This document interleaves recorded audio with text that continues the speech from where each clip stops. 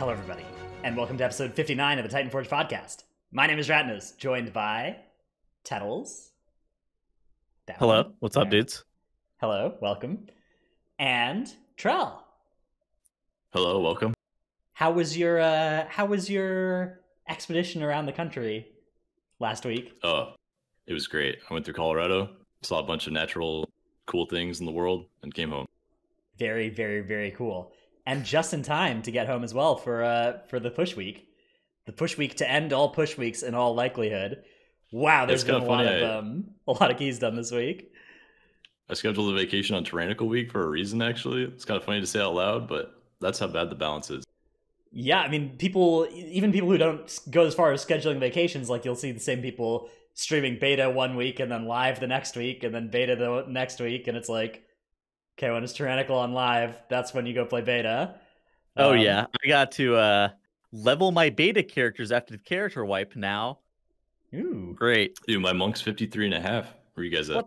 What the hell? I 0. I haven't character copied anything yet. I haven't started since they wiped characters on whatever it was, Wednesday. Same. Yeah, I gotcha. Yeah, I've done very little beta, I'd say. I've done 4 bosses of raid testing, which is not that much, and my guild is mad at me for not doing more. But also, it's so early in the day, man. It's so hard to wake up for that. Yeah, 3 p.m., or I guess it's 1 p.m. for you. Yeah, it's an hour after our podcast start time, and let me tell you, it is hard to wake up for the podcast sometimes. It's once a week, man. Yeah. Anyways, the bosses, though, on Castle Nathria that I have played have actually looked pretty good so far, I'd say. There's been a couple of things that have concerned me about them, namely, like, wow, there's a lot of, like, random bleeds and the propensity stuff. of bleeds, yeah, that's what I was about to say. Which, like, it's flavorful. It's flavorful with Castle Nathria, but it makes you think that it's like those bleeds are just in there to make you feel good about picking Kyrian, the Covenant that gets rid of bleeds. Yeah.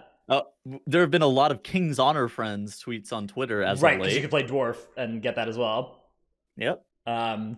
Yeah, I mean, I think it will be probably something that you're going to choose, like, for that raid. I have a feeling I'll be playing Blood Death Knight tanking, and I have a feeling it'll be between, like, I mean, maybe we'll go Alliance. I don't think we will. I think we'll stay Horde, and I think I'll probably still play Night Fae with the way the balancing's looking right now, but not sure. You guys do have extra budget to spend the money instead of purchasing a mage to go Alliance.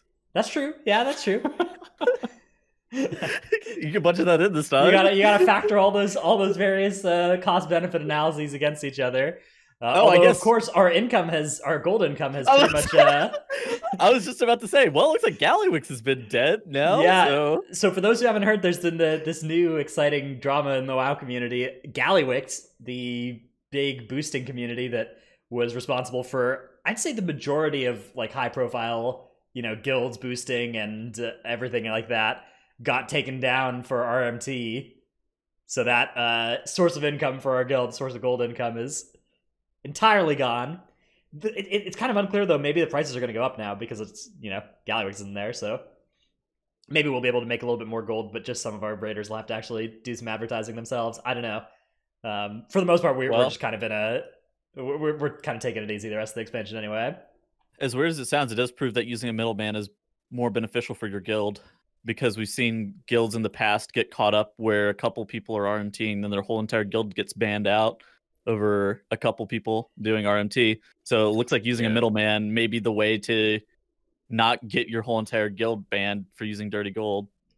Yeah, I mean, it looks like Gallywix was in a similar situation, right, where there's, like, a few people doing RMT, and then for the most part it was heavily not allowed and cracked down upon. But it really, I mean, from Blizzard's perspective, it really only takes 1 or 2 people profiting RMT-wise off of an interaction for them to, like, crack down on the whole thing, which makes sense, right? Like, that being said, fuck around and cut $5.6 billion from the WoW ecosystem across EU and NA. Gold, right? Not dollars. Or dollar, whatever, gold. Just casual things, right? Yeah, we're definitely, like, we're not getting nobody's getting their most recent payout from Gallywix, which is a feels bad for sure. That's some sales that we gave out for free, I guess. Yeah, I don't know. I mean, I definitely understand Blizzard, attacking RMT, right? Like that's something that they want to go after. I don't think that the moral argument against it is particularly sound, given that you can do the same thing by paying Blizzard. So like, I think RMT is bad and you shouldn't do it because you shouldn't risk your account getting banned. But like, really, the same thing can be done, right? You can pay the same amount of money for the same amount of gold and services and stuff, right? It's just, or not the same amount of money, but you can pay like 50% or twice as much to get it from Blizzard. So for that reason, I don't think that the outrage that like, you want a point of reference? It was either $42,000 or $7,000. Okay, so 5 times as much, but still, still I'm it's not gonna lie, that's a pretty big difference. like it depends a little bit on the case, because sometimes when you're buying RMT gold, you're buying it from hacked accounts, right? And hacked accounts like there is a loser in that case, right? Like somebody has had their account hacked and lost their gold, and like it's really annoying and fix it, and that's like a real cost imposed.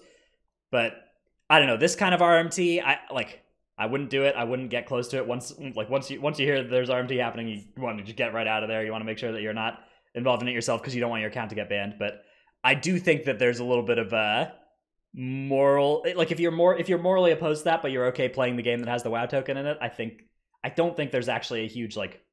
It's like it's like a movie theater, right? Like movie theaters don't let you bring in your own food from outside, but they do let you buy food there, right? So like clearly there's nothing morally wrong with eating food in a movie theater. It's just the movie theater wants the monopoly on it, and like it's fine. That's their prerogative, right? That they want to do that to make money, and they need to do that so that they have the overhead to open their movie theater. So in that sense, like that's reasonable. But like, it's not like the act of eating food in a movie theater itself is the inherently wrong thing. I don't know. I would say don't get your account banned. Don't be stupid, but at the same time, don't fucking attack people on Twitter for getting banned. That's I guess my main thing is if you ever find yourself composing a hateful tweet on Twitter about somebody that like really ever, but especially if it's somebody that you don't know, like if you've just heard that somebody has done something bad and you are now joining a Twitter mob, just reconsider that. It's just not it's not a high upside proposition. However, on a different note, Blizzard does do a good job of making sure that there are no like scams or hacks by implementing the WoW token as a way that you can purchase gold legally and be backed by the like insurance and protection that you will not be scammed. Right. I mean, I would still prefer to not be in a world of the WoW token. Like for me, I don't like pay to win elements of games. So I think that the WoW token, like I prefer games that don't have the WoW token, particularly when there's like when you could pay $1,000 and buy WoW tokens and then buy BIS corruption at the start of the tier or whatever. Like, man, that rubs me the wrong way. I hate that. That's one of my least favorite things about the game right now. I think I agree, except for like other seasons, I think it was fine. Just this season, when there's so many benefits to BOEs over last season's, it was a problem. First patch of a tier is always like that too. Or first patch of an expansion is always like that too. True. Yeah. Where there are always the BOEs that are like super important, double statter rings and stuff. So it's always going to be like that, I think. For first patches, rather. Not for like corruption was a little bit different. Yeah, a little bit. All right. So let's talk a little bit about what we are going to talk about today. We have a pretty cool show ahead of us. We're going to talk about the history of BFA Mythic Plus. We've got some examples picked out of how different boss strategies have evolved from the start of the expansion to the end of the expansion, and we think it's going to be really cool. There's going to be some useful stuff that you can learn from this, maybe going into Shadowlands, where you can kind of get yourself primed for thinking about how a strategy can be improved. But mostly, I think it's going to be just interesting and fun, a fun little trip down memory lane. So that's something that we'll be doing with our show today. Before we do that, though, I want to take a quick look at the Io Leaderboards just so we can talk about the keys that have been done this week, because there have been a lot of world firsts done this week. So I think that might be a cool thing to take a look at. So we have the World First 31 done this week by Team Battle for Champion from China. BFC is also over 7K. Yep. The World First Two-Chested 30, which was also a junkyard, done by Team Skyline in China. Surprise, surprise. A boatload of other 30 junkyards. World First Toldagor 30. I think that was done by Fem's team first. Yeah, Fem. Yeah, 3 days ago. World First Freehold 30. That was done by... It was either Nerf or Battle for Champion here. I think it was the BFC team. I think they got it first. Yeah, both of those groups have done that key this week. And then Skyline has as well, but later. And then other than that, we have 3 dungeons now that have been done at plus 30. Do you think we'll see any more this week, Trell? Temple yeah, Central doable. I think at least one more. I'm not sure which one it'll be, but probably at least one more dungeon. Temple may be doable. Shrine, I think, is doable. It's just really scary. Oh yeah, Shrine. Oh, I think you run a problem on Volzith though on 30. Yeah. As long as I don't know, being able to face that boss is really rough. I doubt if it's possible on 29, it's impossible on a 30. I think it can be done. I don't feel like it's like a hard breakpoint boss like maybe Siege is. Atal's 29, I think. Yeah, I think Tal is capped at 29 this week, maybe. I think Under Rot's also capped at 29. Yeah. Workshop and KR, no way. Ooh, yeah, the 28. Dude, miss me with those. Has Workshop 28 been done yet? Or sorry, not Workshop. King's Rest 28 been done yet? I want to say yeah. Yes, it has. Okay, yeah, it was done by Skyline. So. Yeah, I was like, 6 hours ago. 6 hours ago. Oh, Pog! Congratulations. Goddamn. Big grats to them. I guess it was maybe it was added to Radar IO 6 hours ago as well, though, because it's of course the Chinese teams have the different way of getting on the boards. All right. So cool. Let us advance to the next part of our show, where we thank our supporters over at Patreon.com. Let's see, Tettles, would you like to do it this week? No, Trell gets to do it this week, man. Right. Trell I'm gonna go get a water bottle real quick, but go ahead and say. I'm gonna defer to Trell. All right, man. Our Patreons are so wonderful. Shout out to Paul of US Proudmore of the Guild Titanforge Podlinks, Ahar of US Proudmore, Anastasia of US Proudmore of the Guild Titanforge Podlinks, Riley Critty of the Guild Titanforge Podlinks, Basement Captive of the Guild Titanforge Podlinks, Gopher of the Guild Titanforge Podlinks. Man, there's so many. Macblade of the Guild Titanforge Podlinks, King of Skills, Zuko, Jaw, Drunk Sweet from Legion of Lemmings, Argent Dawn EU. I wish I was Dragnose Dino Pillow. Blue of Emerald Dream, Chromed, Seraphicus, Trekkie, Thra March Hair. I think that's a typo. The March Hair. Yeah, that's a nice job, Towels. Regulus, Nevernude, Chewy, Demonic Raging Apparitions Terrorizing Northrend over Shadowland, or DRAT. Oh, Dratnos. It's an acronym for Dratnos. I see. Rude Dinosaur, Lufer, give Enhancement Shaman's Grappling Hook of the Elements. Wow, that'd be sick. Mugatu US Sargeras, Sin of US Kil'jaeden, Das Boot, Better Mage Lead Than Tal. Brought to you by Dratnos the Excel Wizard, Brad Ceratops, looking for hard carry to help Stevenson with his 15 weekly no lever. Ooh, monk ass. That's so toxic, man. Necris, Havoc isn't a low skill spec, only low skill floor. Shadow Priest can pump if you chain pull. Just give them a chance. Nevok, my guild won't rename to Lamones. Evie, Frosty K, new meta. Gino is still not 3100 IO and needs to get good. Oh, he's still not 3100. I wonder if that's up to date, though. I wonder if that's up to date now that the new week started, right? Like, I wonder if that person would come in and update us and based on the new IO of their friend. Next week? No. Yeah. It'd be better if we just left it at 3100. Okay, that's fair. At least they aren't destroying conduits. Take the Light of Protector and Enraged Region off the GCD. Agreed. Big agree, as usual. Whoa, Bonesy, no verse. Gaelic, no trick. Tettles is a wolfkin. And I unscheduled a Tettles Flame. That's so weird. Man, imagine doing that ever. All right, looks like according to Radar IO, Gino is 3675 now. Wow. Okay. Hell yeah, Gino. For those who missed it, at the very beginning, Trell was reading about Titanforge Podlings. Apparently there's been a guild created on Proudmore Alliance or something. US Proudmore. Yep. On the Alliance side. And Dratnos woke up yesterday or the day before. He goes, bro, what the hell did I just wake up to? I just go into that channel in Discord and just chat. Like 50 messages. What is happening here? But yeah, Titanforge Podlings, it's a nice new Alliance side guild, presumably existing to then funnel us honor from War Mode, I'm sure, is the main feature of it. Yeah, our patrons just have a nice community going, and they have a lot of stuff they talk about on our Patreon channel. If you guys are ever interested, good group of people, and they also made a guild now. So yeah, big shout out to them. Very cool. Okay, all right. Let's move on to our tip of the week segment. My tip of the week is now is the time in the expansion to start thinking about all of those flasks and potions and food that are in your bags will soon be worth 0 gold, the BFA versions of them. So you have a little bit of time. The price is already dropping on a lot of them, but sell them now. Sell all of them now, probably, except for what you know you'll need. And if you're not sure if you're going to need flasks or potions, sell them now, and you'll be able to buy them later for cheaper if you do end up needing them later in this expansion pack. So for Mythic Plus players, maybe keep them for this week and then sell them at the end of this week because this is push week or whatever. But for everybody else, I would say now is the time to turn everything that you can turn into gold because that is going to carry value better into Shadowlands. So, Dratnos, you're trying to tell me that my potions of prolonged power that are still in my bank are not worth anything? Those ones in particular have been surprisingly somewhat still useful.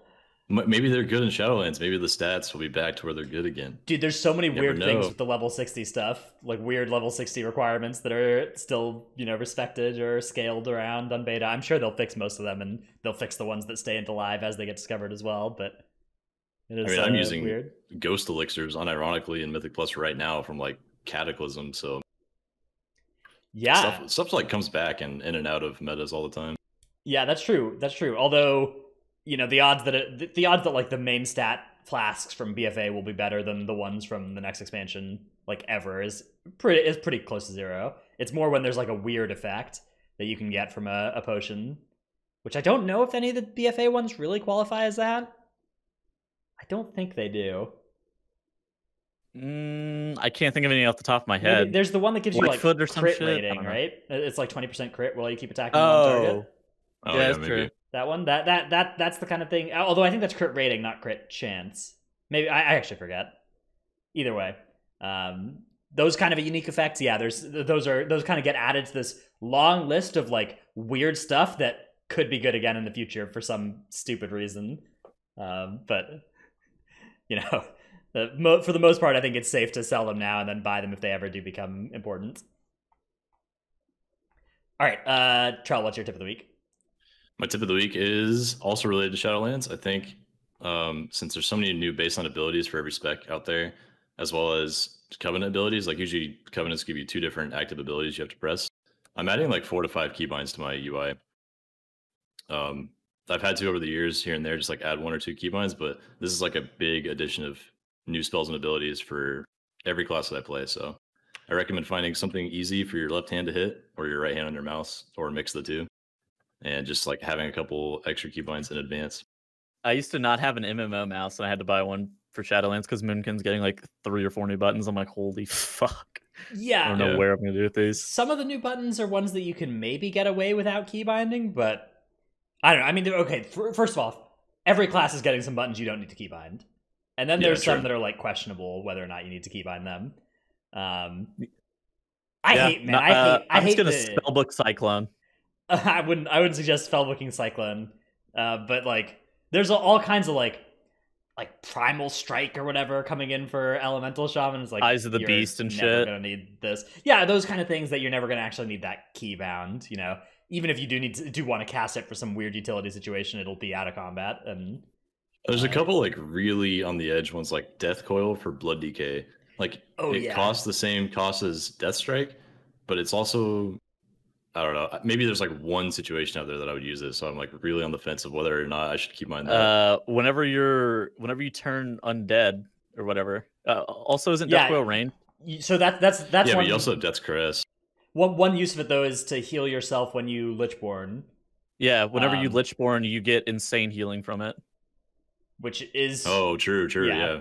See, that's like there's like a bunch of little things like that are new. I think you could maybe macro casting Death Coil at yourself or casting Death Strike into the same button, and Death Coil will only cast yourself, I think, if you are undead. I don't know. I need to test that to see if you could get away with making that one button. We'll see. It's a good thought. Yeah, there's gonna be a lot of stuff like that, I think. Yeah, there are a lot of things though that like you can probably get away without keybinding them and be okay. Like, I mean, even stuff that is particularly on like alts or whatever, you're probably okay without doing it. But yeah, this is a really, really good tip for anybody that actually cares about being min-maxed, which, I think there's a lot of people that at least care about being able to be min-max. That's the whole thing about covenants that we talk about all the time, is that like you're not necessarily going to hit 100%, but you want to be able to try. Yeah. Blizzard's flagship title, World of Warcraft, sponsored by the Corsair Scimitar. Yeah, no joke. MMO masses are a big quality of life increase. There are a couple different ways that, like, one of the things you can do with it is you can just have it do buttons 1 through 12 or whatever, 1 through dash on your keyboard, and then you'll have duplicates for like 1, 2, 3, and 4, and 5. That can be nice to relieve, like, you can put frequently pushed buttons on those, and then do half of them with one side, half of them with the other. Or you can actually get extra keybinds out of it. Out of those button spots. Either way, you're going to get extra keybinds out of slots like 6 through 12 because nobody hits those normally on their keyboard. But I think typically echoing your MMO mouse to like numpad 1 through 9, and then like 0, minus, and equals on the normal keyboard, something like you would never be able to reach with your left hand, And then you can also add double keybinds with Shift plus those keys on your mouse as well. So you just have like unlimited keybind options. Yeah, that can be really good. Some of those weird keybinds, like thinking about like Shift plus all your mouse side buttons. If you're not already using that, you could do that for like target markers, right? Shift 1, 2, 3, 4, 5, 6, 7, 8 could be marking your target with each of the different target markers, and like that's a pretty useful thing to keybind that isn't a rotational or whatever. You don't need to add new rotational stuff there too, and that can be a good way if you're looking for some way to get that kind of weird keybind in, or if you're trying to bind like Hearthstone or mounts or whatever that, toys that you want to use, or flasks and food even. Just bind F1 through 4. F1 through 4 are markers for me, actually, but not something I would press normally. Oh, no. I think that seems reasonable to be marker binds. All right. Tettles, you have a clip of the week, which I realize now I haven't opened. So let me go open it. Right. Oh, okay. So for those who don't know, Dorky has been streaming. Tomobor. Yeah, Dorky. Tomobor, Dorky. Tomobor. Dorky Bear is his, okay, dude. Whenever somebody first told me he started streaming, I was like, twitch.tv/Pikadeer. I'm like, it's like, this page does not exist. I was like, did I spell it wrong? Yeah, you renamed to, this is a really wise rename. If you're gonna have, like, you want your Twitch name, if possible, to be close to your character name so that people will recognize you. That's absolutely useful. Okay, so let's take a look at this clip here. This is the classic Shrine of the Storm. Oh, big weekly no lever. This is the unfortunate Shrine of the Storm eel reset, and it may or may not murder your healer. Oh, Monka. If you have the volume on, you can hear Growl just screaming. I didn't turn it on, no. Don't worry about it. You know what's funny screaming about this? First of all, I'm really happy that Dorky's streaming now. It's awesome to have the top bear streaming, seeing his POV. I just had to guess in Season 3 when I played bear for a little bit. But second of all, that room, with those eels being the problem that they are with pathing and they can't get up to the platform easily, is actually fixed already in Blizzard's system. They have a different room for Crucible of Storms. It's that exact room, and it's flat ground. And they just didn't apply it to the dungeon. Like, that's just always bothered me. Yeah, the raid version of Crucible is such a better room. It's part of the reason for that as well is that the swirlies, there are a lot of swirlies on that fight, and it would be really BS if those were invisible from the tentacle slams are sometimes. Yeah, just like the tentacle slams. But it's like, why is it okay that the tentacle slams are invisible half the time? I don't know, man. I don't know. Sorry, rant over. It's another case of M+ being just a bit of a low priority for Blizzard. But one of the upsides of M+ being a low priority is that sometimes there's some really cool bugs that you can come up with and use to kill bosses that it will last the whole expansion and they never fix. So we have some examples of those here. Wow, Tettles, you were lagging up the storm. I know. Yeah. Ignore that. Okay. Yeah, I'll fix it in a second. No worries. So we're going to start with our main topic now, which is we've got a bunch of M+ boss fights that we're going to talk about the history of how strategies for them have evolved over time. And normally we have our show notes available for patrons only. If you want to look through and see all the stuff we'd written down to go into the show. For this week in particular, we're just going to link this for everybody in the description and in the Discord and in, I guess, everywhere that the show is associated with. You guys should be able to get a link to this show notes document as well. For anybody who wants to go and actually watch these clips themselves, we have a bunch of clips from a bunch of different YouTube channels and Twitch channels about all these different boss fights. So That's what we like to do anytime we have a big like clip watching show of different kinds. So, all right, with Skycap and Crag, very start of BFA, or there was a strategy that we all used where you actually would tank him outside of the arena, right? Where yeah, you're just like, I don't want to get hit by any of this boss stuff or any of the bird. We'll just go stand away from it. And it was kind of like the edge spots in the Shrine of the Storm second boss, where you can pull it like just a little bit where the tornadoes won't hit. And people did that for Skycap and Crag as well. This is a very common strategy. So here we've got JB's perspective of that from 2 years ago now, the very start of the expansion. It feels so weird that people were tanking it outside the arena. This is also before Skycap and Crag started to one-shot you as well. So season one-shots were mostly balanced. I don't think anything actually would one-hit you 100-0 in season one, because they had tuning on health pools relative to damage numbers so well defined. So yeah, my favorite thing about this strat was there was a spot that you would put a ranged player that didn't know the dungeon very well. You would just put them outside the arena as far as possible, so they were completely safe from all mechanics and they didn't have to do anything. It was so funny. Yeah, bird bait, bird poop, literally anything. It's everything. Yeah, I mean, you can still kind of find those spots, and you'll see some people do this in season 4, where like a mage gets a pretty preferential spot that doesn't really have mechanics, but it was a lot less of a thing than it was in this season. Yeah, season 1. So preferential means that they just don't stand in the arena, but they still have to bait the poop. So yeah, well, there's a spot where the mage doesn't have to bait the poop, even like under a little hut, that you'll see people use this season. Oh shit, yeah. You're right. The chow spot. Yeah, the chow spot, exactly. Which the princess spot. Yeah. As you can see there in the season 1 video with JB, they already understood the bird a little bit, so they were baiting the poop as the bird flew around in a semicircle behind the group there. Mm-hmm. But that boss fight has evolved slowly over time. Yeah, one of the problems with this strategy that we were just watching was that the boss was just going to hit everybody with his shot every time, right? And this wasn't a huge problem in season 1 because we weren't doing keys at a level where this was too one-shotty. Like you could just live. But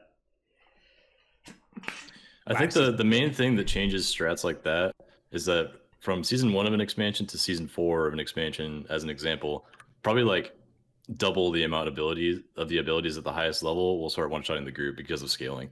Like healers can heal more, and so the mobs deal more damage. So even though healers can heal faster, it doesn't matter if they start one-shotting, so you have to start adapting to that new stuff, which is what you'll see. Yeah, it's healable, but it's like Trail said, it's really not able. You're not able to survive the one shot at some point. Right. All right. So they hotfixed him so he would instantly reset. Like his arena got a lot smaller, so you couldn't really drag him out much at all of the main area. That was a hotfix that came in after people were doing that for a while. So then we got to the new strategy in what season is this? Season 2 of just tanking him in the arena and then using target safeguard to protect your people from getting one shot, because this was when we did start to get to a level where things were getting a little one shot. This is a 24 tyrannical freehold from young Tettles here. Look at Tettles, dude. He's like 17 in this. No. But yeah, so your tank could have a macro that cast at their target, intervene or intercept or whatever, and by just spamming that as Crag was about to do his shot, he would either be targeting the tank, in which case the macro wouldn't have any effect, and so it wouldn't put anything on cooldown. He would target somebody out of range, in which case the macro wouldn't have any effect, or he would target one of the other melee, and then the tank would instantly intervene to them and prevent them from getting one shot by Crag. So this became the new strategy in season 2. It's pretty similar to what you'd recognize from newer seasons, where the boss is in roughly the same position, except everybody is getting hit by the shots, basically, if the shot does target them, except the tank then intervenes it to prevent them from dying. This was a lot of damage on tanks, but Protection Warrior was Omega OP this season. You weren't able to intervene every single one, but don't worry, you only played rogues anyways, so... Yeah, you alternated it with Feint, yeah. Feint and intervene. Are you wearing the same sweater as that clip? No. Oh my god, he might be. It's a different shirt. Damn. Dang. Sorry, chat. That would be such a cool That would be such a That'd be cool weird. little Easter egg. That'd be weird. That'd be such a Nah. cool Easter egg, man. I still have that shirt. I haven't worn it in a bit. All right, so the next strategy that was developed was the line of sight strategy. And there were actually two different spots you could do this on this boss fight, where you would tank it next to some of these planks. And there are ones on kind of both sides of this little... Oops, that's not the right scene. On the right side of this little mast here. And then whenever the boss was about to cast the powder shot, your group could just line of sight right behind and not get hit at all, which is an extremely, extremely powerful way to avoid the Azurite powder shot being one-shotty. There, you can see it happening now, where Morning goes and hides behind that, and that it causes the boss to just... the boss does some weird stuff, but it's really, really, really, really powerful. So the boss does weird stuff because you're still an eligible target. So he'll try to target you. He's like, "Oh shit, your line of sight." And they'll try to recast again, and he can recast it on you and be like, "Oh shit, you're an eligible target," and they'll just be like, "Nope, never mind," and he'll spam start recasting until he reaches an eligible target that is in line of sight. He doesn't actually cast anything though. A lot of the time, he doesn't cast anything. He tries. He raises to, his gun like he's he'll pull out his gun. You'll see it. He'll appear in his hand, and he'll be like, "Oh shit!" And then he puts it back down, and he fires it again. Yeah, exactly. Yeah. Which can be a problem with this strategy. Actually, was if you had somebody who was like cloaking and standing out, and somebody who was lining, the cloak could expire before the boss actually shot because it kept trying to shoot the person who was lining. So you did have to be careful of that. It could do some weird stuff to the cast sequence, but it was still. I mean, this is an extremely, extremely strong way to trivialize a mechanic on a really, really, really hard fight. Otherwise. All right, and then our final strategy that eventually kind of was discovered on this, I actually forget who did it first, but our clip here is from Lashka on Twitch, is use of either Book of the Unshackled or Darkmoon Seesaw. And this is a toy that you could use to get small enough that you no longer actually needed to get to a spot that was line of sight. The vertical pillar, you could just use that toy and hide behind this horizontal pillar instead, and you would have line to Crag, but he wouldn't have line to you. And so if the shot came out on you, you just get the best of all worlds. The shot would still fire, so it wouldn't do any weird cast sequence stuff. It wouldn't hit you, and this is a perfect strat. Yeah, but it's a little fiddly. You had to learn it, and the problem with like the season 2 and the season the problem with like the season 3 spot where you would like actively line is that your melee would do probably like 60 to 70% of their damage that they could potentially do because they have to line so often. So melee were not super sick in Freehold that season. Yeah, I think it's interesting. It went from season 1 where multiple people would get hit by the shot and they would live and just require healing, to season 2 where one person would get hit by the shot but they would need an external, to season 3 and 4 where literally nobody can get shot ever or else they're dead. Only the tank can get shot. Yeah, but even the tank. Man, even the tank. I have to rotate externals too this season, but I think it's interesting how well the strategy has evolved over 4 seasons. I think every boss would do that eventually if given enough time. Safeguard Prot Warrior, that shit actually kind of died to the shot because you would take so much damage. Yep. Yeah, it was I mean, that season Prot Warrior was really, really, really OP though. Man, that was so OP season 2 Prot Warrior. Even compared to now. Yeah, it was like top damage every key. It was crazy. All right, we have a couple of other fun little tidbits from Freehold history. Painful Motivation. Do you guys remember the history of this thing? That was a fun one. Loosely. Discovering it on beta of BFA was really exciting. We were like, oh my god, this ability killed the mobs for us. And I think at the end of BFA, now we're all a little jaded by it. Like, man, some stuff in these dungeons kills the mobs for us. We don't get to play our class. Painful Motivation, I think, is a good middle ground on it, though. I think it's the way it is now is correct. So here's how it used to work. It used to be uncapped, and you could just hit any number of targets with it.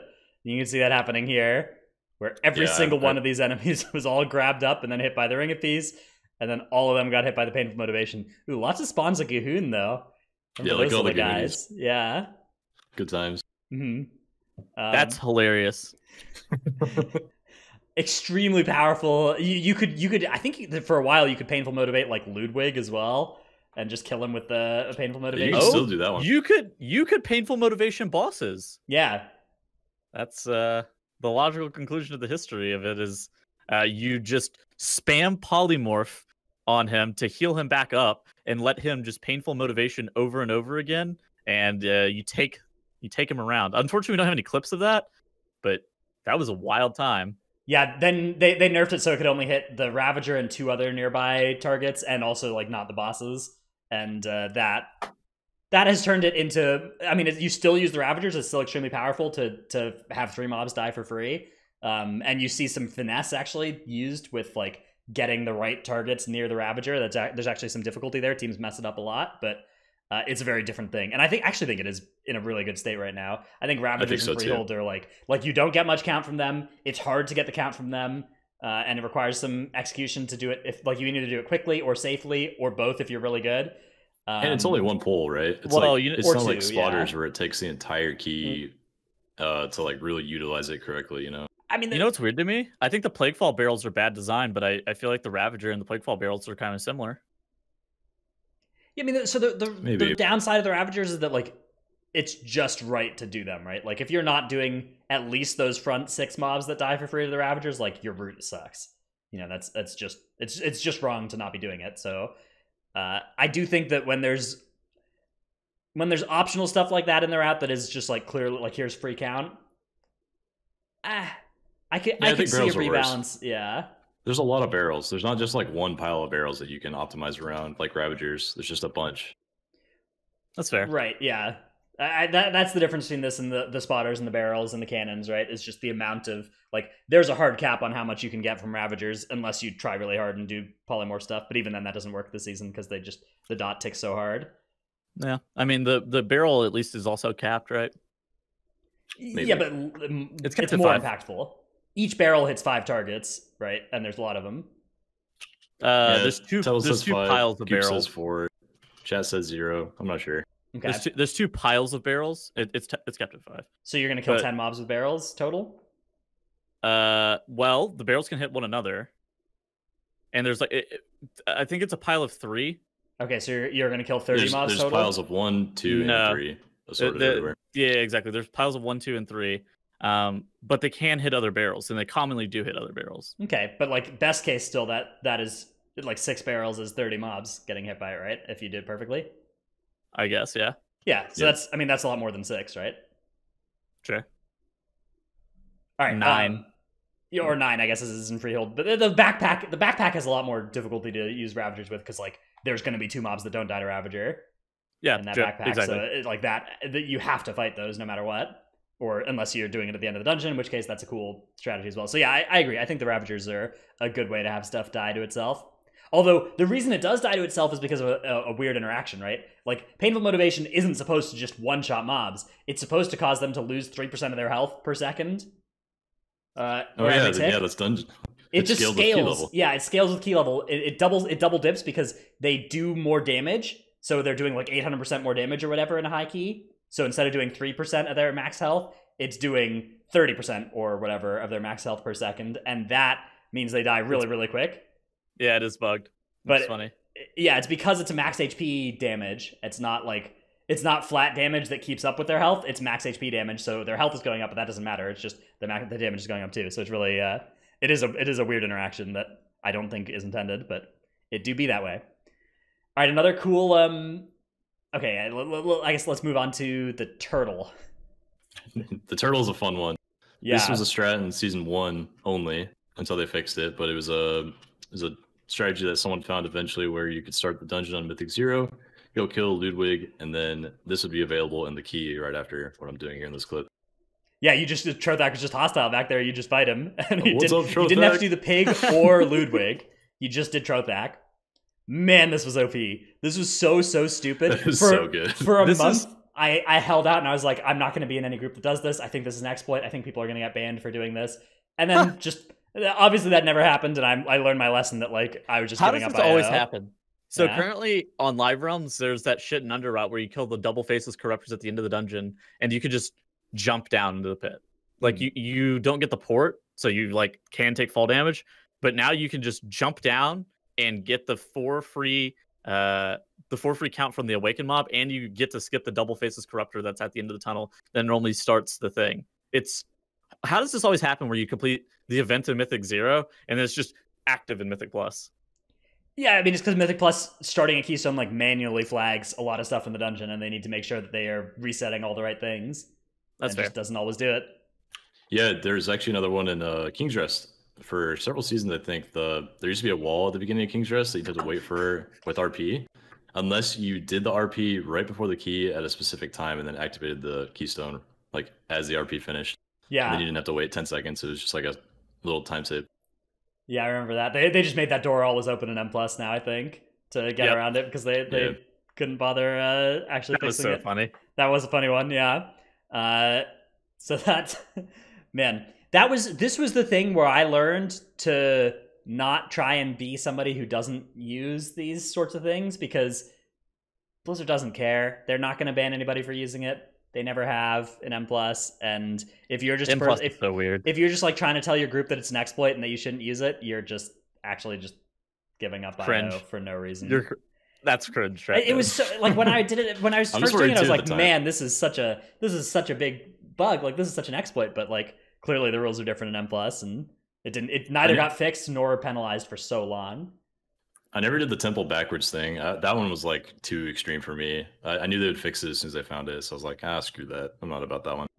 The turtle thing was like a medium exploit though, right? It was like, might as well do it since every other group's doing it. Right. I mean, every high key run of temple is using the temple thing now. All the the ones above 28 are using it. The new one. Sorry, the temple shroud. Yeah, which I think is in a pretty similar strategy. Yeah. The temple. That one's really good. So for those who don't know, there was the temple back pulling thing. I don't know if that's in our list here. It is. It is? Okay. Yeah. I guess we'll talk about that later then. So stay tuned to hear more about that. Let's talk instead a little bit about Harlan Suite. So this was, man, do you remember in season 1 when it was really, really important to do everybody really cared about doing the cannonball barrage in a super precise way?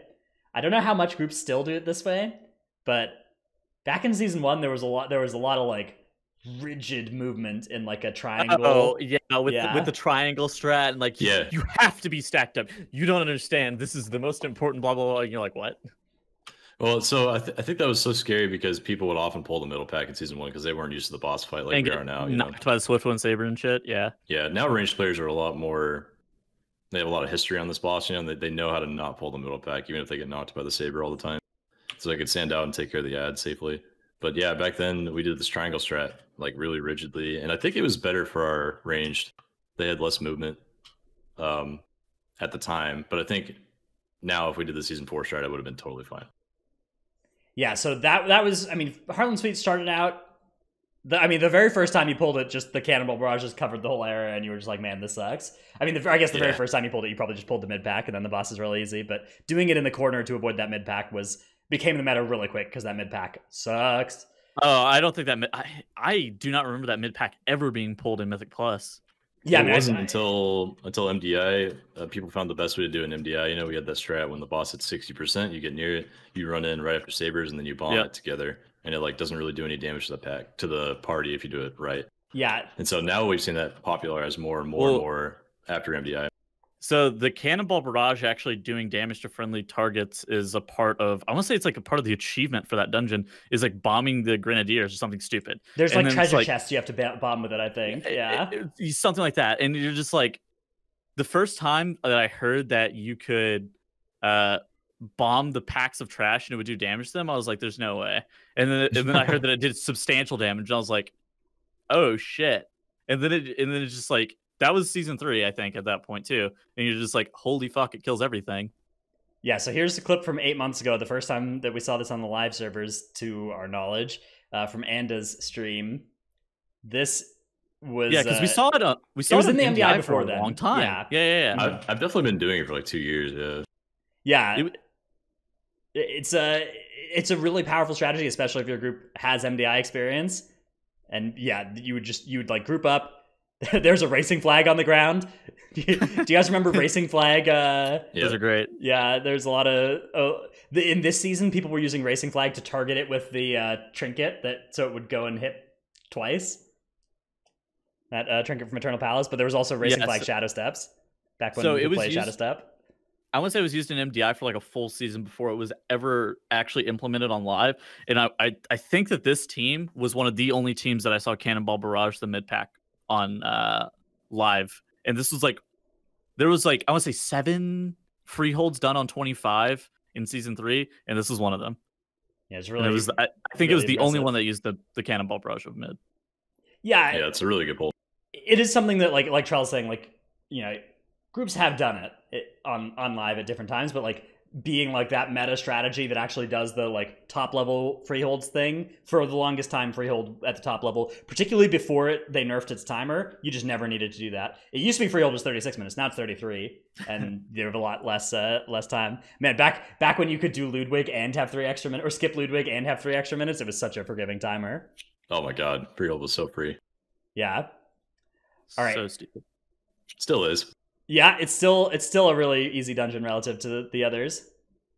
Let's see. Let's advance to Shrine of the Storm. Do we want to start by talking about Aquasur? Do either of you have anything to talk about first boss shrine? No, I think that's generally stayed the same. People Yeah. just pulled more trash into it over time as I got more comfortable with the fight. One of those kind of easy fights. Second boss fight, however, is one where there's actually 3 different kind of strategies that have been used. Actually 4, I would say. Playing out in the middle of the room. Yes. Oh, actually, you know what? There was something with Aquasir. The old Templars, their protective aura was not interruptible. I don't think, was it? I think it stayed on no matter what, but you had to position them outside the boss's hitbox. Yeah, because there's to a really big protect the hitbox. slimes for the sub rogues. Yeah. So the sub rogues would use the slimes on that fight all fight long, but the Templar would protect the slimes so the slimes wouldn't die. It was actually a really cool interaction. God, I miss sub rogue Yeah. strats. But you had to tank the Templar just outside the boss's hitbox so it doesn't also protect the boss. Shrine was such a sick sub dungeon. You could have sub ads on like every fight, basically. Second boss fight as well. You could bring up Tide Sage Initiates. You'd shroud to the second boss, and then you'd start pulling 4 packs of Tide Sage Initiates in and telling everybody not to AoE them, and your sub rogue would just start going off. Yeah. Man, Don't that was AoE. awesome. I'm doing ethical damage. Yeah. Play around me. Yep. And actually, It's like I Fire believe Mage, but that this worse. is a Subtlety Rogue clip that we're about to watch right now from season 1 from Charles' YouTube channel. And yeah, you can see them doing it right now. Look at this. These ads coming in, and Morning is just going to start ascending on single target as a result. So very, very, very cool strategy. Look at us fighting the boss in the intended area. So silly. Yeah, so Ethical. this is God, the you're old way so of doing it. ethical. You would just move around the room and dodge the stuff and try and not get hit by it. We actually saw an MDI strategy kind of subvert this. Method EU at the time, they just let the boss cast and they just healed through it and didn't move, I think. Do you remember the MDI when they did Yeah. that? So Yeah, I do remember that. basically, Gale Caller Faye's cast sequence, if she would be casting tornadoes, she'll also start casting her, I don't even remember what the name of her AoE ability is, but if she's supposed to spawn the tornadoes while she's casting the ability, she'll cast the tornadoes after. However, if you have enough of the casts go through, then she will eventually just not cast the tornadoes at all, so you can have your platform free. Mm-hmm. And that can be that was something that we saw in MDI to make it easier, and you just healed through it. But I don't think they would. I don't think it was like It was like 4 casts. It was something ridiculous that you can't really take. You can't really do it on live. But yeah, this was the old strategy, just moving around the room, focusing down Gale Caller Faye. How young we were back then. Then there became a new strat of tanking on various spots, including the kind of, I guess, the new meta spot for doing this. Yeah, I have a clip of that. The new one. I don't have the clip of the old cliff that some people still use, but everybody used in like season 2. The dorky cliff, the one that he still uses.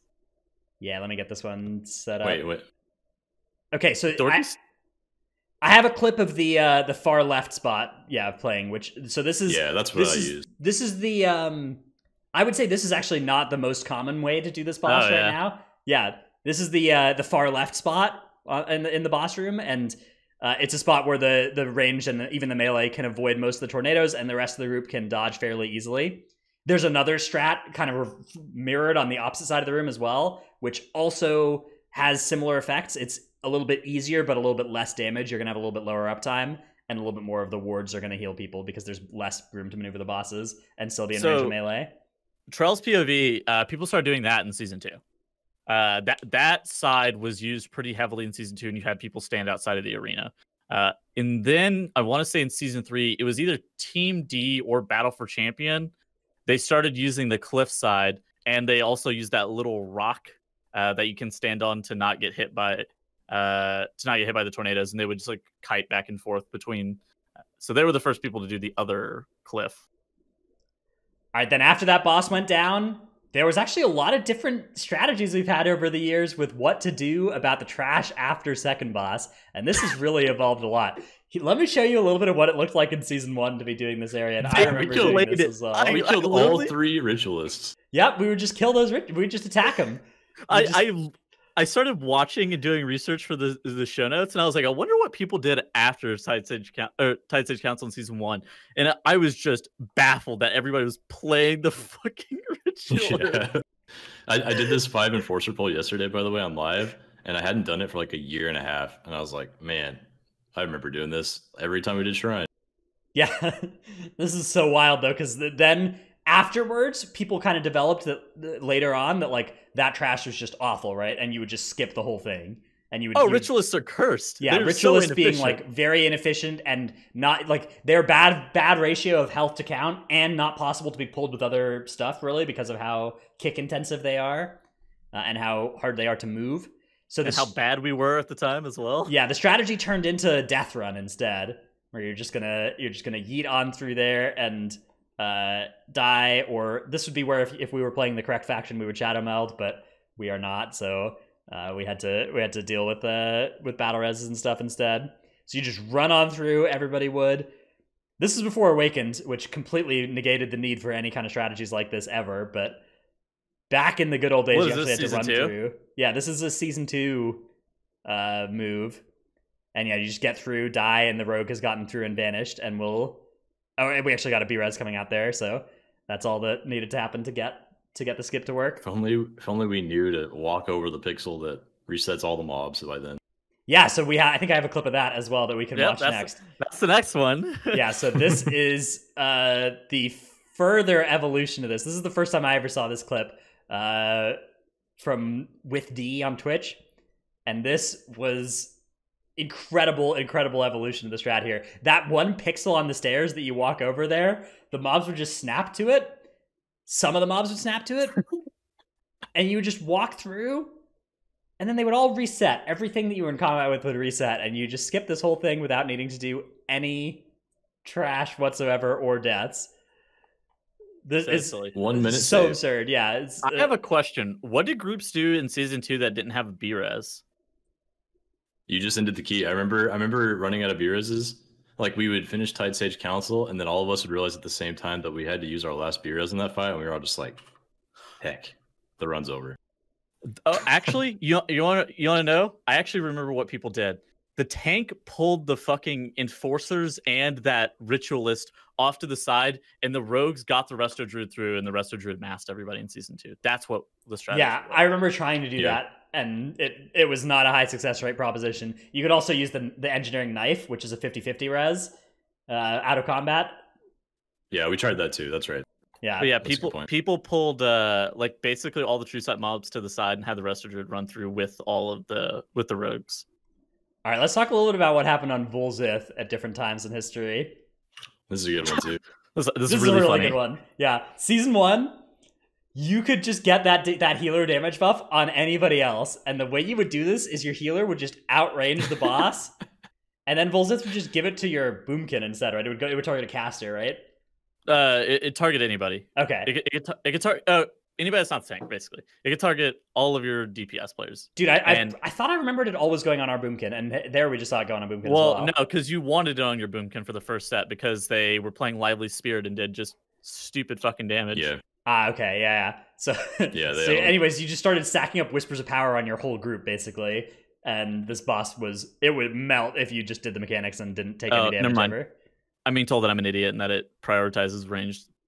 Yeah. Prioritizes people that have mana as a resource. Okay. That makes sense. Yeah, that's what it was. I remember, I don't think I ever got the first one, but I would be an eligible target for like the second or third. I think it was the third as a tank. And if it went on the tank, I had to be insta dispelled, and we just like had to waste a Whispers of Power buff. Yeah, that was really bad RNG whenever that would happen, and there's still somebody who wanted it out there. Yeah. So to counteract this, Blizzard just made it so it never casts on anybody who wasn't a healer spec ever. So only the healer could then get this buff for the rest of the expansion. But yeah, this was extremely, extremely strong before. People weren't killing the ads even in season 1. By the way, Which ads? the ads that get the boss energy. Oh yeah. People. Okay, so you got so many phases on Volzith. I want to say in that YouTube video, they get like 6 phases or something absurd. So, but they would take, they took the short phase at the very beginning of the fight, then they took the long phase with Bloodlust, then they took like the half energy phase, then they took another long phase, and then they took like another half energy phase. I was like, what the fuck is happening? I watched that back too, and I'd forgotten, but that was like a world first 21 shrine, I'm pretty sure, in that video in season 1. And the reason why we had to do that was because Lust didn't come up until like the 4th time you fought Volzith, and you wanted as many DPS buffs on your party as you could by then. So like all 3 DPS players had the buff, and I think Jam also had it as the healer by then. So you had 4 with Lust, and so the boss just finally just melted at that point. I think it's hilarious, like how much HP you had to do to that boss, and like how many phases you actually got relative to. Do we 1 phase this? Nah, probably not. And it's like a 26 or something, right? All right, our next the next evolution strategy, besides just then when the healer buff got changed, was the invis of the far side ad, which this is something that's fairly new. But if you had a group that either all had shadow meld or all had invis or whatever, you could just press that button and the far side caster in the DPS phase would just stop fighting you, right? So you can see that they're about to do it here. This is from Petco's stream, Petco on Twitch. And they just kick the first 2 casts, and then everybody feigns or vanishes or invises, and then the far one just resets completely and does not need to be kicked. Really, really, really powerful strategy on this boss fight in the high keys that we're seeing this season. Yeah, I was actually doing this strat last night, and Thalamir, the rogue I'm playing with, vanished on pull for his opener twice, and so we had to wipe and reset. Yeah, that's so weird, man. He was very mad at himself. It's okay. That's so weird. All right, let's move on away from Shrine of the Storm. Something I'm always happy to do. Anytime I get to go away from Shrine of the Storm. Oh, you're not a Shrine fan? You know what? Shrine. I'm a medium Shrine fan. I'm actually okay with Shrine. Okay. I'm not a huge Shrine hater. My most hated dungeons are actually Siege. Siege is my most hated dungeon. And well, congratulations, Dratnos. We get to move from Shrine of the Storm into Siege of Borealis. Ah, yes, this is a very common push week experience for me. Is Shrine of the Storm into Siege of Borealis, into Shrine of the Storm into Siege of Borealis. We've all been there. Season 1, last boss is Siege. That last boss platform. Do you remember what used to happen here? You could just not fight that demo at all on the last boss platform. Yeah. Oh, yeah. Yes, it was the opposite of what it is now. It didn't do anything. I forgot about this too. I had to watch my old videos. Oh, no. There was also something else where you just fucking burned the boss at one point too. They also fixed that. Oh, yeah, you just directly attacked Big Dolph. Dude, we saw that in a weekly no lever in our push week coverage. Do you remember that, Tuttles? Yeah, it was Petco and Fem. They had a 13-minute Vic Goth. But yeah, this is the season 1 strat. Blizzard then made that demo always get in combat with you when you pulled the gripping, which it wasn't initially coded to do, and they like quadrupled its health so you couldn't skip it as well. So that demo has like quadruple the health of any other demo. You can still commit gripping, but it is a sketchy strategy. You sometimes need to do it, but only God knows why that they made that demo have 4 times the HP. Because if somebody doesn't know that you shouldn't attack the far side gripping, if you get in combat with the far side gripping, then you'll have more demos spawning, and that first one still has 4 times the amount of HP. And you're like, now there was a way. There was a way that you could get it killed very quickly, even when it had 4 times the HP, briefly. This was, briefly. Very briefly, yeah. Let me see if I can find it. It was like for 2 seasons that people did this, man. That's briefly in M+ terms. Do you remember this? Ashvane spotters one-shotting tentacles with their, if they were bolstered with their barrage. Or, whatever that thing is called. Yeah, you would carefully position the spotter circles to hit the tentacle 1 time, and it would one-shot the gripping or demo tentacle, but you had to make sure it didn't hit the engineer that jumped off the tentacle after. Yeah, or you would just lose the fight. Your friendly engineer, and then the boss would be uncompletable. Yeah. All I remember that. You had to like off center the hitbox, and my group had this strategy where we would hit it with like the fourth shot of the barrage, so that there wasn't an extra shot then to hit when the engineer landed. Yeah. Holy shit, that's really funny. Then after they fixed that, you were able to root the gripping, root the Demolisher tentacles. Yeah, you were able to root the Demolisher tentacles. They didn't spawn any new tentacles, so you would just full commit gripping with the rooted demo tentacle, and then after you killed the gripping, you would kill the demo on that platform and then move over to the next platform, because it wouldn't like hull crack or anything. Yeah, when they were rooted. So fucking stupid. Yeah. When slam hull crackers. This game that we play is so weird. I don't know how people find these strategies sometimes. You just, after you've done the dungeon 300 times, you just start finding shit like that. You know, it's just like the temple last boss Shroud. No one would have thought of that if it hadn't been tried randomly on like the 250th temple you did. All right. Do you remember Toldagor cannon section throughout the years? Yeah, I remember that not working. Yes. Let's talk about how it was back in infested times. Here's a clip from Trell's beta plus 15 Toldagor in time. Back on beta. It was hard to find clips of this. This was not like a very practice run, but the strat at the time was skip most of this stuff, but use the first cannon. Like right before this clip, we'd use the first cannon. The healer would jump in and just hit the mobs whenever they had a chance, and they didn't have to heal. And that was it, because it didn't do very much damage at the time. Yeah, so back then the cannons didn't scale with key level. So let me see if I can actually get to the part where you're using them. Never. But yeah, that was the skip through all the trash. Like we had a way of just CCing all the mobs that saw true sight, and only I had to die, and the rogue would shroud everyone else. Yeah, the cannons... those mobs those mobs were awful, and they still really are bad. Like their health to count ratio was just horrible, and that's ultimately why that dungeon got buffed to a 36-minute timer. Yeah, and the cannons got changed. Did you see how little the Marine's health was moving there when it was getting shot by the cannon? Man, yeah, it takes like actually 0 DP. It's like 2% of its health or something from every cannon shot. Back in this beta plus 15, and it would get worse as the key level got higher. So the cannons really weren't much of a strat at all. This whole area was pretty much a skip area. You would do like the rest of the dungeon. You'd do all the beach pull and everything, and you would skip this awful trash there. So Blizzard in their infinite wisdom was like, wow, Toldagor's hard. We're going to give you 3 extra minutes on the timer. And also, we are going to make the cannon shots scale with key level.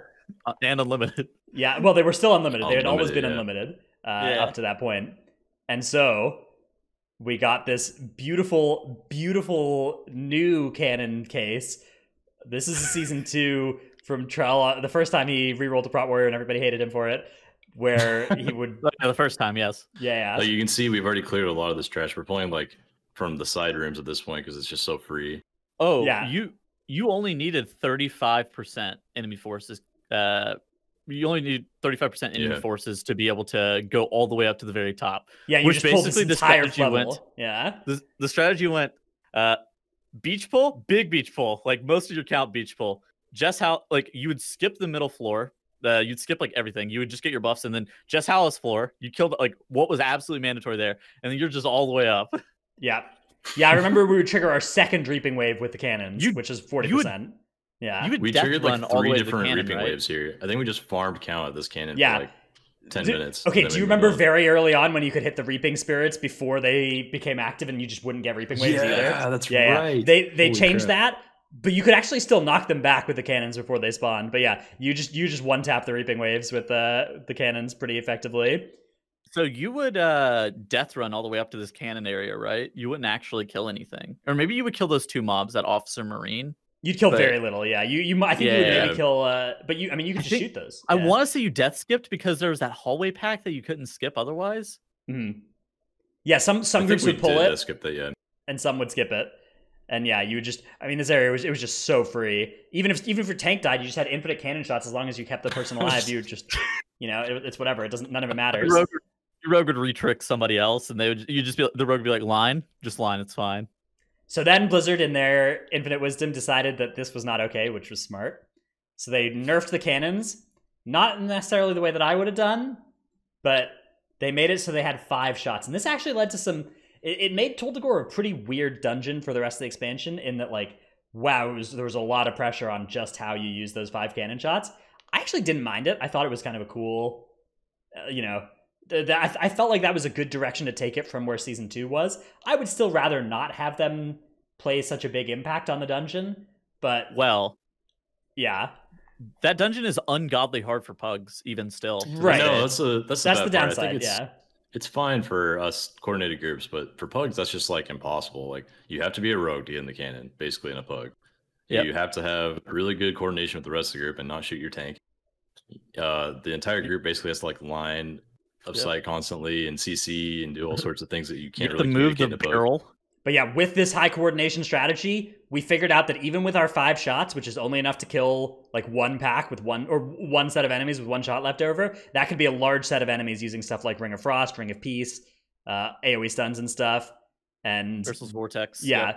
So it went from instead of being like a drip of medium-sized pulls into the cannons, you do as much as you possibly could with each cannon to get huge amounts of count there, and that was a clip from just 2 short days ago of Trell doing that in 28. So very cool. The past meets the present in our show here. Yeah, it's fun to see it like fully develop like that. Yeah. All right. Let's move on to Ataldazar. Wow, Ataldazar has changed a lot over time. Ataldazar was one of the easiest dungeons at the start of the expansion. Back in the very beginning... Do you remember what we used to do with swords back in the early days? Yeah, we used to fight them straight up. We used to just attack them. I don't know why we thought this was okay, but we thought there were just these hostile enemies in the dungeon that we could walk into and start hitting with our abilities, and that somehow that would work out for us. And back in Season 1, watch how much damage they do already in Season 1. Yeah, look what's happening to those health bars. Man, this is a 16 key. It is Trell first and NA first 16, though, by Trell. I think Ataldazar was where I got my Realm first 15 as well. So easy dungeon back then. The world first 15 was also done on Ataldazar by the Excel team, which was like Divine and Sierra and Harudra and them. And you want to know something interesting? I watched that VOD back the other day. They ethically played Juggernauts. Yeah, they ethically played fucking Juggernaut Colossus pack. I did that. I did that too in my They manually kicked every single cast from the Confessor and let the auger go through.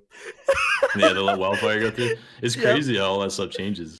I don't think there's a single snap spot that we used in Season 1 until people started figuring him out in Season 2. Sierra was manually dodging the Juggernaut charges with like port and shit, and he had Doru pre-soulstone him in case he died, which he inevitably died at the fucking Juggernaut charge because he's like 10 yards away from the mobs. All right, so then our world was dramatically changed. I remember the first week when this strategy started spreading like a wildfire, one could say, throughout Ataldazar routes. Everybody started using it. This is the snap that started it all. I don't know if this is where it was first done, but this was the first snap that everybody started using back in Season 2. And you'd get on that spot and you'd pull the swords. And this is pretty similar to what we do nowadays, except nowadays we do it with like tricks and stuff. Yeah. Morning fires off his Shroud there for the rest of the group, I guess, as the swords run by. And then Trell transcends to the spot and snaps 3 packs of swords all at once. And then instead of everybody dying to the swords, which you would have done, they just die instead because they only hit Trell. Now the swords became efficient and no longer were Colossuses fought ever again. Yep. And this is actually really common. If there's ever a way to make a pack of mobs that does heavy group damage into only damaging the tank, that's always the play. No matter what, that's always the play. Yeah, because it's very possible for Ironbark to save 1 person. It's not very possible for Ironbark to save 5 people. That's the big thing I've learned about Ironbark. I would need a little bit stronger of a cooldown to be able to fight Sards manually, man. True. All right, then in Season 4, there's a full range of different snaps that groups have, including some pretty cool ones, like this snap spot that is used sometimes for Sanguine in particular. Sanguine drops above you on that first snap spot, but tanks can still pull, particularly Brewmaster tanks like you're seeing Trell here, can still pull it themselves. Otherwise, Hunters or Rogues can do it with tricks or misdirect, and you'll see how much faster that looked, how like they didn't need to commit a Shroud to this one. Yeah, you can tell I've done it many times by this point. Yeah, you can just see how much more polished the strategy is than the season 2 version. You can like this is how the dungeons get done at higher levels and faster and safer. And I definitely bet if we could go back to earlier seasons, we would have higher keys done at all. I of love them. that. I love that Sebek is typing in chat. He goes, I was wondering the other day what it would be like to do an atoll without any snaps, and then Shift chimes in. We need to see a top team run a completely ethical atoll on a high key level. Zero Get stats. destroyed, dude. You have to snap spot almost every single pull in the dungeon. Yeah, actually, you don't have to do the Juggernaut. The Juggernaut snaps. I don't think Gingy. I think Gingy dodges those even in 2020. It's you can not dodge worth, those, but it's not as efficient. Dodging on bolstering or on bursting. It's not worth dodging on bursting. It's worth dodging on sanguine because you don't want the Juggernauts to be in melee. All right, let us move on to the Templus of Thralis. This is one where we have an active big bug currently in the dungeon, but it's actually not always. It has been more bugged in the past than it's been right now, that last boss encounter, which is impressive, because right now there's a pretty impactful bug there. So let's start by setting the stage. That last boss, first of all, groups figured out very early on that you were supposed to pull trash into the last boss. That was like a month 1 development, is that when you got that buff, you pulled trash into it and you skipped the trash before then. That was very smart. Like, honestly, that's just like a normal play. At some point in Season 1, people discovered that boss buff did not go away. You could just leave a Hexer casting on the last boss and just go backwards throughout the whole dungeon. You needed to open the gates if you wanted to get there. If you wanted to not kill any trash, you had to open the gates in Mythic 0 all the way through. Yep. So you would clear the dungeon in Mythic 0, start the Keystone, Shroud 3 times to get to the last boss, basically. And then you would just do the last boss, and you could do it on pretty much any key level, and as long as you beat the last boss to the phase where you got the Invuln, you would then just go and do the whole dungeon in reverse. It would take you like 5 minutes. You could do Galv with like letting him free cast and not soaking at all. You could do anything you wanted with all the rest of the dungeon because you had like 95% reduced damage taken, and you would just go through and steamroll the rest of the dungeon, and then somebody would just like go and then finish off the last Hexer. And You know what? Did Ethical Dratnos hate this one too? Yeah, I didn't use this strategy, and Raider.io actually then eventually removed all of the runs that used it as well. They're normally pretty good about removing runs that use like weird exploits like that. Particularly quickly fixed exploits. Like if it's something where Blizzard fixes it within a week or whatever, which they did in this case, then I think Raider, like the Ludwig thing, for instance, they didn't remove those because that persisted for months and was a lot smaller of a case. There was a time in Legion where pets and guardians were bugged to where they were doing like 700% increased damage, something just ridiculous. And people were timing just absurd keys. Raider turned off all scores until that got fixed. I forgot it was like the day after a patch or something. And it was the day after a patch. Insane damage. Oh, dude, I remember the day that the Echoing Blades trait got added to the game. For 4 hours, it was unnerfed, and I believe that you could have done like a 30 key if you had 3 Assassination Rogues and no hard boss fights at that time. They nerfed it by 70%, and it is still their best AoE trait that they still, like, you still play Assassination for first pull of Toldagor and do more damage than you would as Outlaw by playing Echoing Blades traits. They nerfed it by 70%, and it's still the best. They DC'd all the rogues. Yeah. Because you had to relog to be able to get the buff, or to be able to get like the nerf implemented. Yeah. So they like force disconnected anybody that was logged into a rogue at the time. Yeah, they're just that was funny. That was really funny. But we digress. So Avatar Centralis, back on that for a bit. Season 2 and 3 were kind of the normal strat for the boss that we all got used to over the course of the expansion. Season 4 is then when we got to the real good stuff. The new good stuff. Here's a clip of, I think we've talked about this last week as well. This is pretty much the same clip, but this is the Shroud Strat. Here's from Sebek's stream, Sebek XDXD, where you'd shroud the boss such that the Hexers could not cast Taint on it. It would get stealth, and so all the Hexer Taint casts would get invalidated.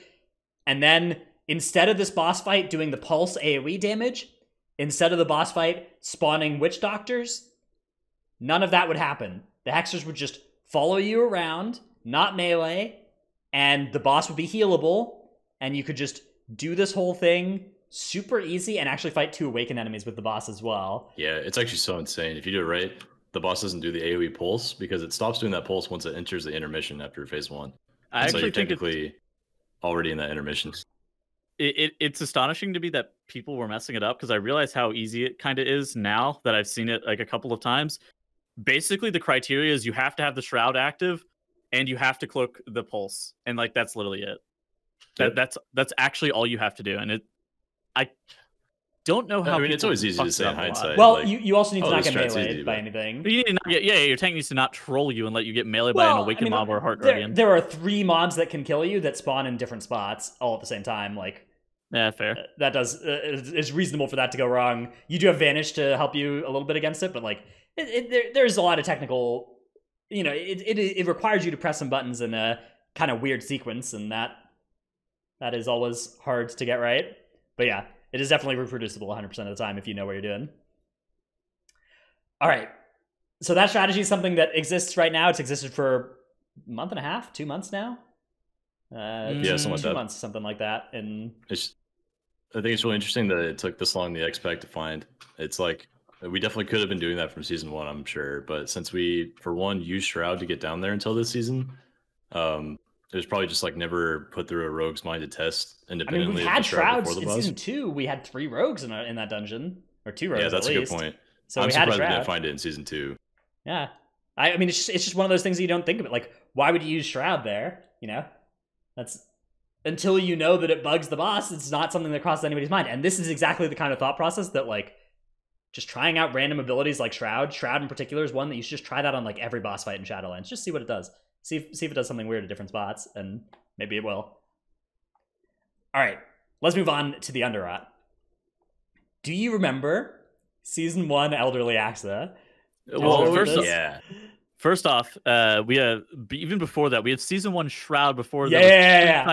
added to the matrons. Yeah. So this is, you could just Shroud this whole thing. You would sap that first maggot, you would Shroud, and you would just walk down through here. You just walk on down. You didn't have to do any of this trash. Yeehaw. You didn't care about which side had 2 chosen blood matrons. That didn't matter to you at all. That was functionally identical. You were never pulling that nonsense anyways. And just bang. That whole first area was skipped. Blizzard eventually changed this so that they, like, all those mobs had true sight basically, and some would auto get in combat with you if you walked to a certain point, which was super fun. Also, noticing this clip, I actually did a timer for this first boss of Underrot. Now this boss is like the easiest boss in the game, but at the time, it was the tightest DPS check in every dungeon. Yep, you're gonna see it. You had to kill this boss in 50 seconds, or else you died. Yep, and 103 seconds into this VOD, she spawns 2 ads and kills 2 members of Charles' party because she would incrementally spawn more ads, basically. So the first time she spawned ads, she spawned 1. Second time, she spawned 2, and that's basically your run is done. So, like Charles said, you had up until the 2 ads spawned to be able to kill the boss, and this is the point where you had Mistweaver monks were kind of meta, so you had Mistweavers going Windwalker for the first boss. You had fucking Resto Druids going Moonkin for the first boss, and it's just like, yeah, it was crazy. Because healing didn't matter here, yeah. Then the healers would like zone out of the instance, like they would kill themselves, zone out of the instance, and then like invis pop back or something stupid. Yeah, so here we're about to see at the Blood Mirror, the second cast. 2 ads spawn. It's so scary. And this is Monka-esque point right, everybody dead. Every one of these mobs does like There's one shots. triple someone's HP with a bolt. Yeah, because this is when bolts are scaling or double. They double scaled. scaled. Yeah. They were like percent health, and in the same way that Painful Motivation like double dip scaled or something. So Spell Reflect was super OP back then against them. Mm-hmm. But nobody played Prot Warrior. Nobody played Prot Warrior that season. Yeah, but it was OP after that for a while. So here's season 2 Elderly Axa that we can watch now. Yeah, this is again from Trell on the season 2 Prot Warrior. You still could skip the mask section, although I think that at this point you had to actually maybe do the first pulls. And then yeah, Elderly Axa would just, dude, look what happened to her. Look what happens to her health on that first reflect. Oh my god. It's like 10% of her health or something per reflect. Do you remember? We don't have a clip of it, I don't think, but do you remember the 5 Prot Warrior plus 30 Elderly Axa? Yeah, I remember that. Yeah. That was on beta that people. It was PTR. On TR. Or TR, yeah. It was on TR that people. Yeah, did Limit that. Max went and pulled it with 5 Prot Warriors and killed it with just reflects. But yeah, it was a wild time, this boss fight. They made it so that you wouldn't get the extra effigies anymore, but the spell reflect was super duper important because it was such an omega one shot. Did I just die to that boss? Yeah, you did. I didn't see what killed you, but unfortunately, I think you just bricked reflect as well, maybe. Oh, did you brick reflect? I thought he got hit by the creeping rot for some reason. Yeah. I don't know. Man. I didn't see. If anybody That could've wanted been some someone video missing a evidence kick, of though, why Troll plays Brewmaster and not Prot Warrior, here's the No. footage you need. Because he's floor pop. He's so mad. Dude, this was actually, it was such a wild boss fight. Did you guys know, by the way? Oops. Wait. Okay. What did you just do? All right, I'm stupid. I pressed the wrong scene, but we're back. Dude, I'm trolling extremely hard. Anyways,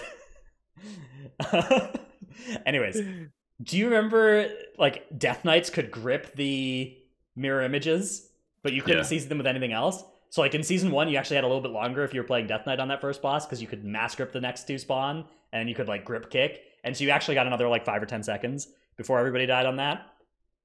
But yeah, that was so rough.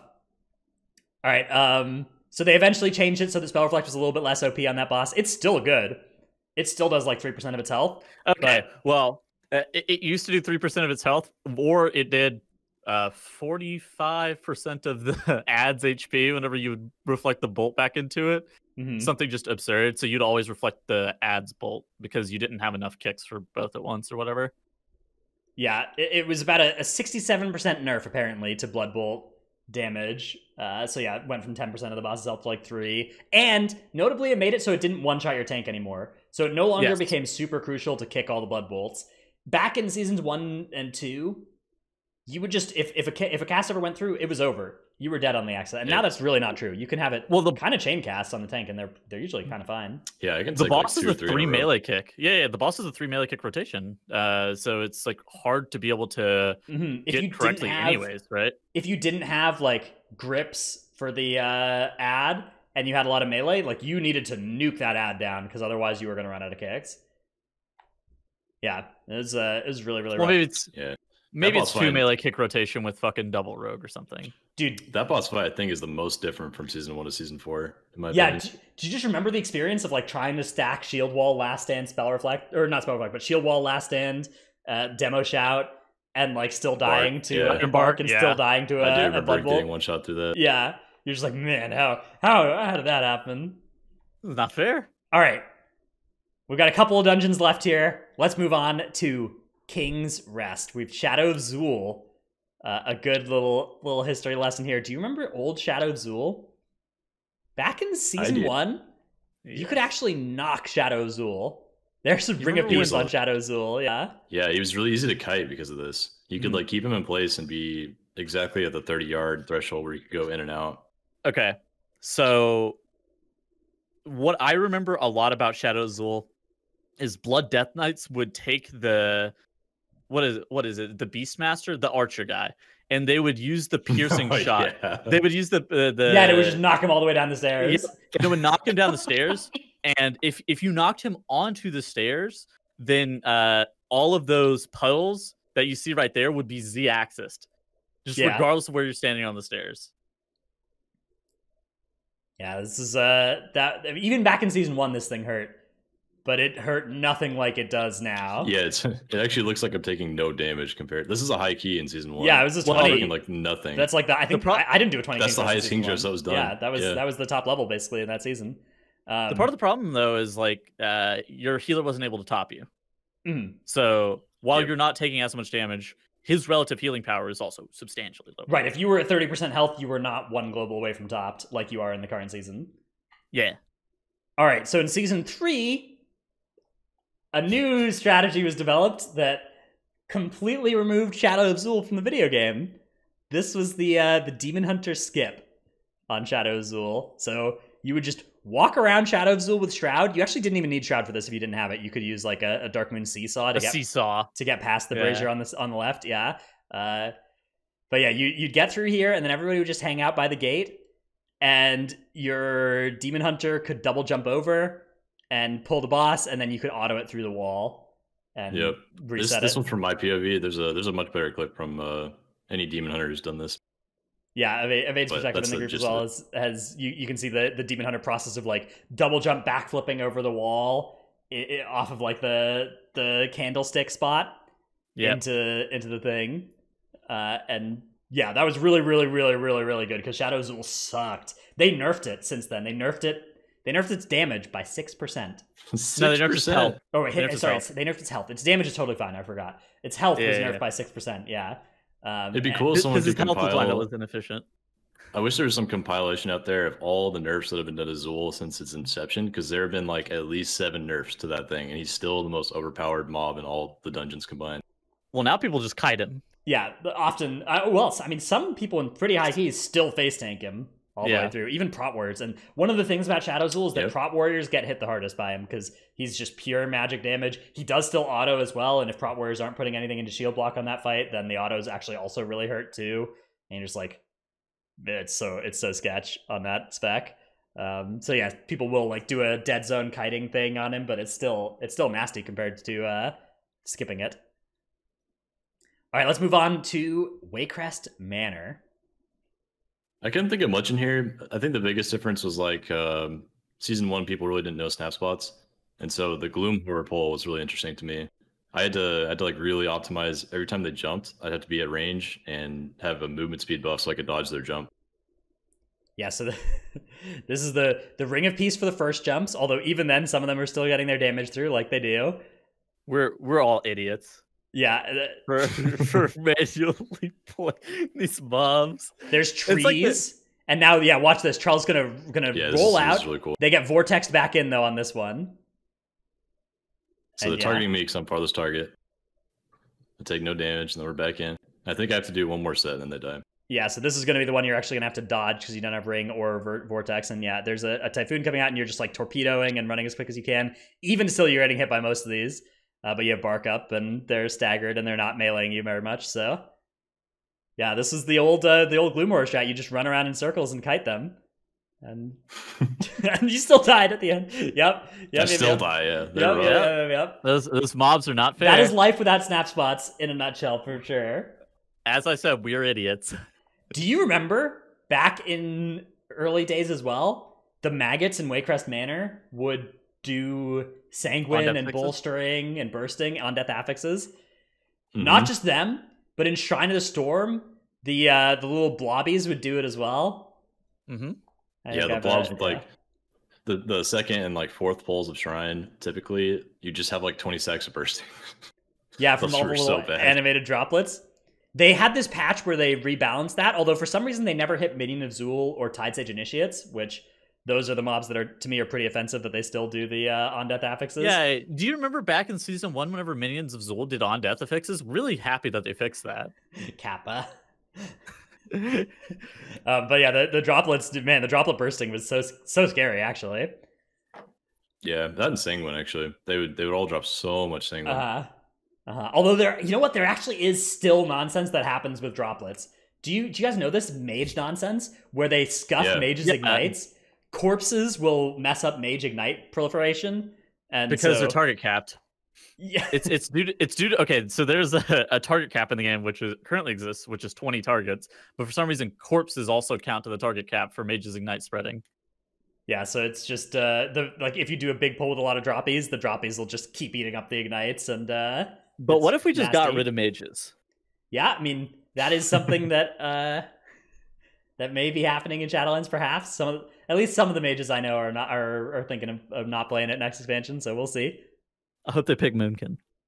I don't know if they'll do that, but if any of the good ones do, you might be out of a guide writer job for sure. Man. All right. What the hell? Low blow. Unschedule that flame. Oh, that's true. There was an unscheduled flame. I think there are a lot of scheduled ones too, though. So I think it all balances out. I think I owe Titles something like 3,000 flames from the scheduled Titles flame reward. Anytime I go drat this chat, it's just insta. Yeah. Unavoidable. It's just like fucking sea of flames scheduled. Oh yeah, it's great. All right. So that's the end of our little trip down memory lane. That's all the history we came up with. There's more, but there's actually a lot more. It's always fun to talk about this kind of stuff. And if you guys enjoyed this episode, let us know, and we can maybe scrounge up enough for another one, actually, because there's so much from these earlier dungeons too that we can maybe talk about.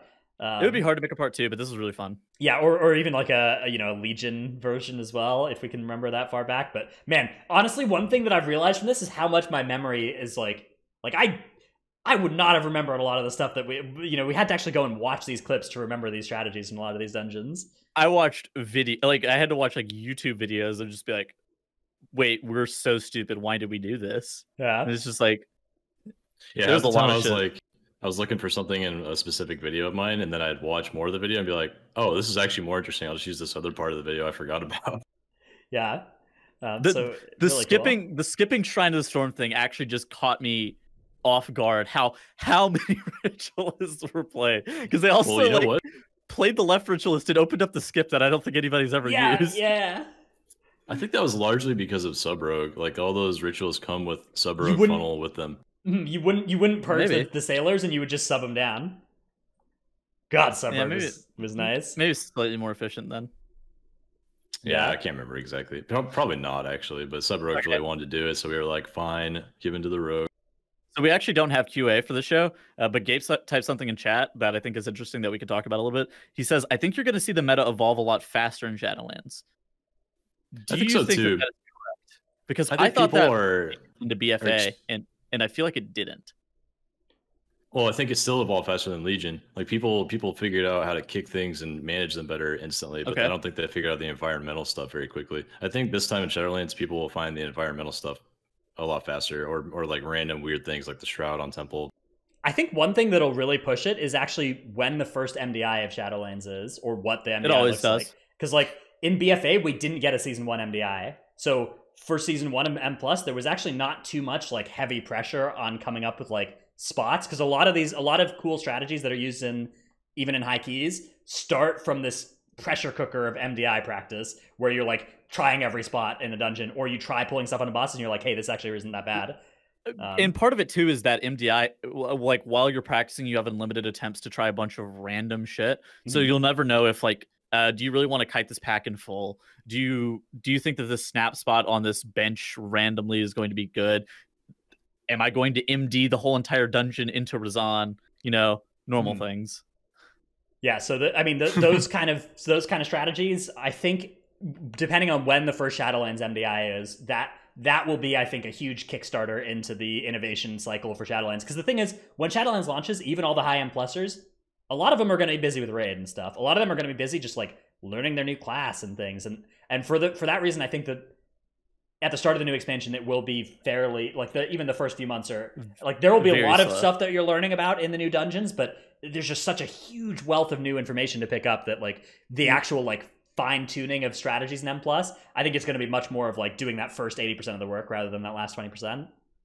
First 15s are always going to be really bad strategies all the way until you get that first MDI, and then strategies are going to start getting better.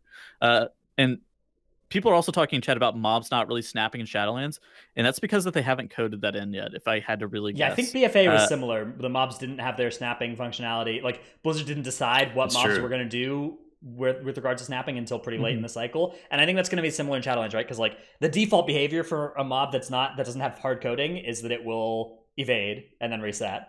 And they have to like hard code in stuff to snap them to you or you to them if it's supposed to behave not like that. And I don't know, maybe they'll decide that they don't want snapping in Shadowlands and they just don't code anything like that. But at this point, it could definitely still be snapping, even if none of the stuff on beta does, because that's what it was in BFA. That's a good point. I forgot that they changed behavior of dungeons over time. Like at some point, they made mob snap to you in a tell. At some point, they made awaken mobs in season 4 snap to you. It's a mob by mob basis too. It is a mob by mob basis because Untitled has some mobs that snap you to them. Untitled has the that first pull on the left snaps you to them. Not it doesn't snap to you, as anybody who's tried to snap it will learn. And the awaken mobs are a perfect example of that. Is like they want to be snapped. Like they always want, like their utmost and highest priority is being snapped to you. So I mean, Reaping was the same way. Reaping wanted to snap to you as well. All right. Yeah, true. I think that about does it for our show this week. This is a fun one, though. We'll be back next week with another one. But for now, later, everybody. Later. Later, guys.